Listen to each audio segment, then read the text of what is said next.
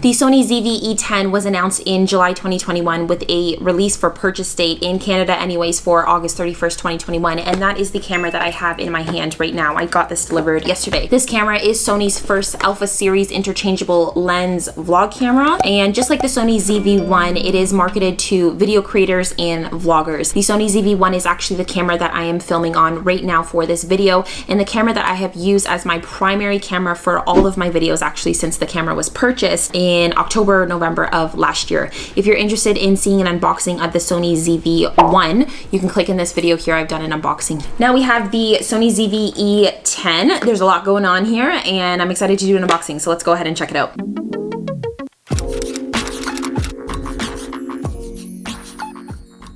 Let's go ahead and open this guy up.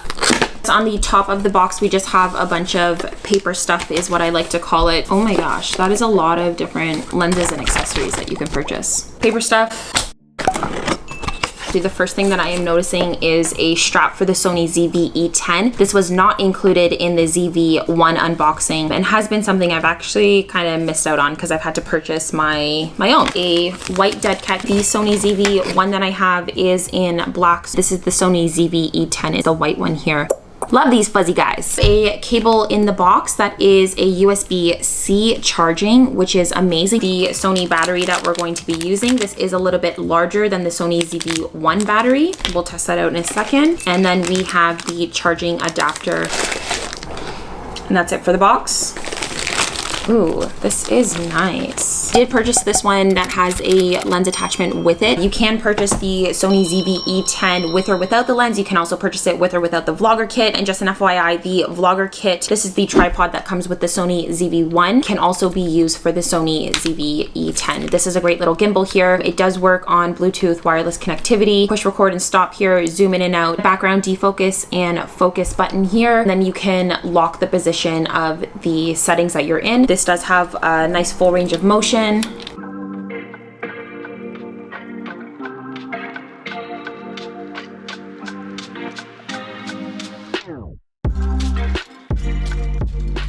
I'm definitely noticing right off the bat that it is chunkier and heavier than the Sony ZV-1, and that honestly, a lot of that weight feels like it's in the lens itself here. This is really nice. There is no cap for the shoe mount here. The Sony ZV-1, when it came out of the box, did have a cap for the shoe mount in case you weren't using it and you needed to put something covering it. We have a silver lens here and it matches with the body of the camera really nice. It is a 16 to 50 millimeter camera, or lens, sorry. The lens that does come here does have zoom right on the lens itself, so you don't necessarily have to use the zoom in and out function that is on this camera.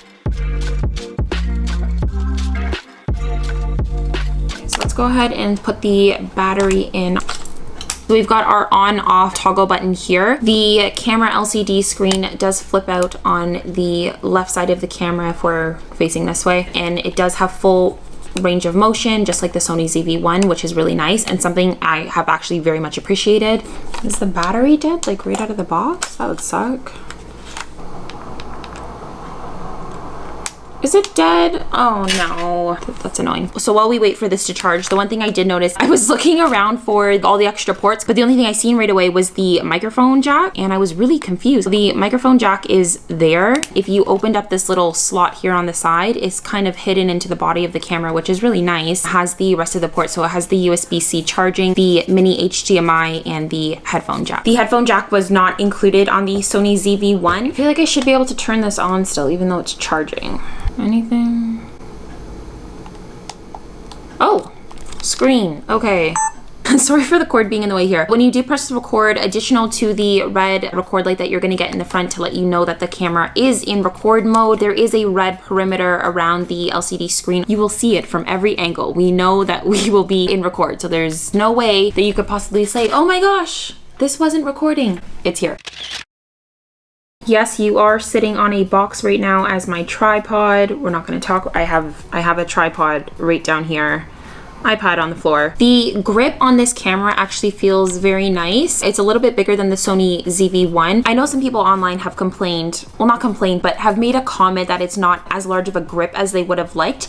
This honestly is perfect for my hand size, so I'm not complaining about anything here. It actually feels like perfect in my hand. If you're interested in seeing a comparison video between the Sony ZV-E10 and the Sony ZV1, go ahead and click the subscribe button and the notification bell so you don't miss a future upload. That video should be posted shortly after this one. There's a lot of overlapping features with the Sony ZV1 and the Sony ZV-E10. I kind of question, should I even keep a camera like this, because there's so many things that are already great about the Sony ZV1. One of the big things that I will notice is a difference, obviously right off the bat, is the fact that the Sony ZV-E10 has interchangeable lenses and the Sony ZV1 does not. Literally pick it up, point and shoot. What you see is what you get with this camera. This camera has a lot of potential for growth as a new YouTuber, as a new content creator, and so this actually might be something I might consider keeping, just because I wouldn't have had any opportunity to learn how to use any different lenses other than the Ulanzi or Ulanzi wide angle lens, which I've done a review on and I'll link that up here. But that is a third-party lens. It doesn't actually come with the Sony line at all. This one, on the other hand, there are a plethora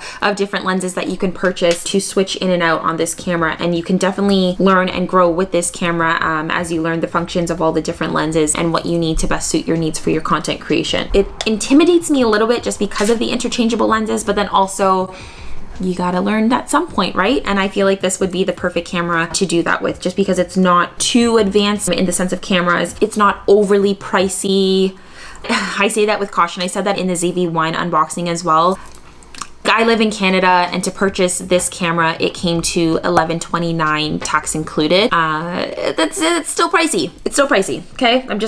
I'll throw that out there. For someone who's just starting out, who might not have a lot of money, or whatever the situation might be, $1,000 to fork out might be a lot on a camera. Fair warning, I think some of these lenses can go up to $1,000. By all means, there is a lot that comes with this camera. There's a lot of great features that come with the camera. It shoots in 4K. The ZV1 batteries are not the same as the ZV-E10. This battery is slightly smaller than the A6000 series. Battery life is supposedly supposed to be a lot better than the ZV1. Not the best, but better. There's that. I might reconsider my decision now. I don't know.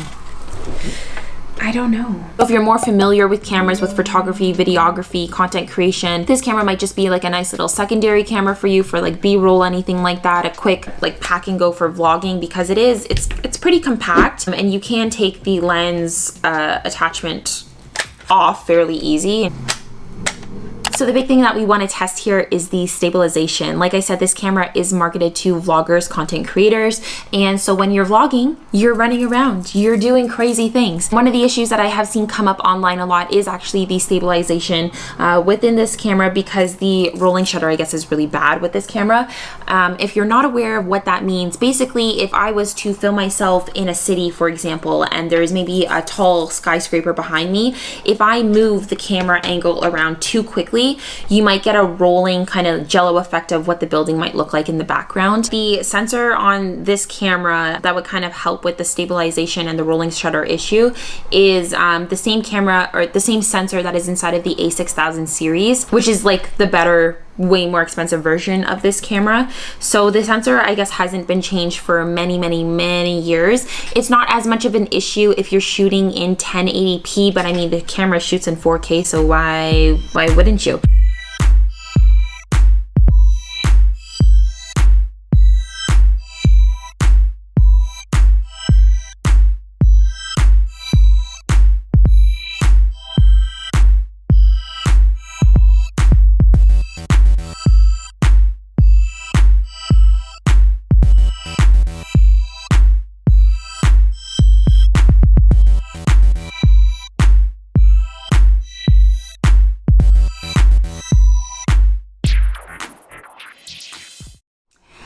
That is all for my unboxing of the Sony ZV-E10. Like I said, if you are interested in watching a comparison between the ZV-1 and the ZV-E10, go ahead and subscribe. Click the notification bell so you don't miss a future upload. Thank you so much for watching, and I will see you guys in the next video. Bye!